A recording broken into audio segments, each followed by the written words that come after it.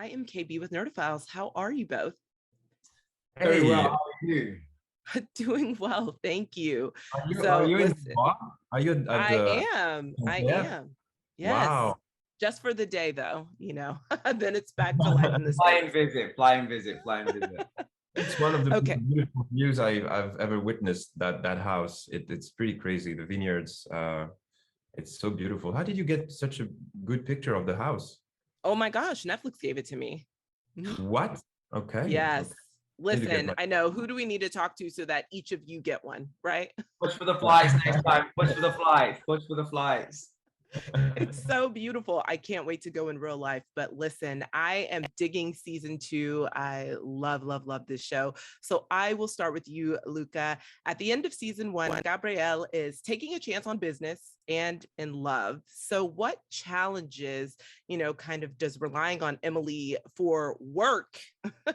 How does that impact their personal relationship?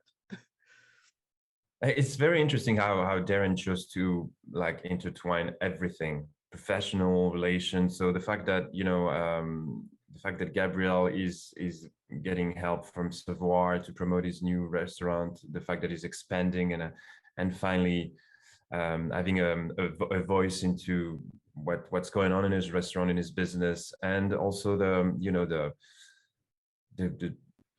complicated relationship is entertaining with Camille and Alfie arriving in the picture as well. Is just I don't even know how to describe it. I've been struggling so far to verbalize what's going on in season 2 because it's so complicated. It gives me a headache just talking about it. And I don't even know how Darren and the writers are like spending so much time sitting at the table and trying to figure this out. This is beyond.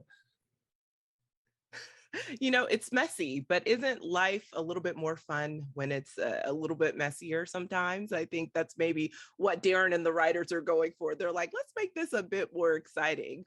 So sorry, go ahead. No, just saying it's as usual, writers have such a hard time writing about a couple and relationships that work, and it's always they need to spice things up, and so yeah, it's a classic dynamic. Yes. Okay, and for you, Lucien, Alfie is the new kid on the block. Kind of the pessimist to Emily's optimist in a lot of ways, particularly when it comes to adjusting to life in Paris.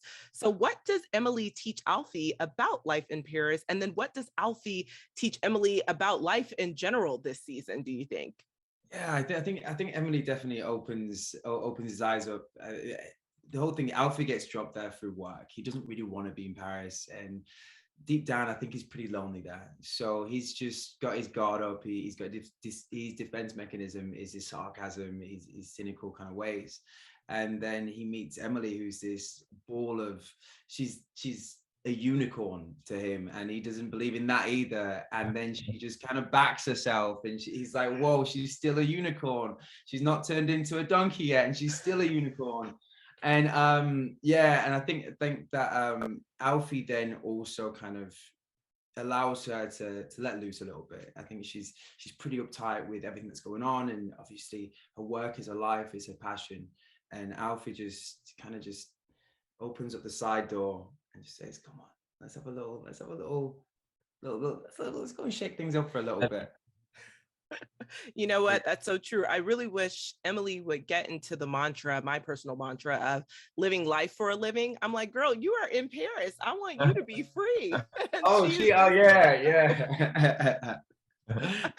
She's still so uptight. I'm like, just live your life, be free, have this experience, Well, thank you both so much. I really am digging season 2, and fingers crossed there's a season 3 because I need to see more of this complicated dynamic.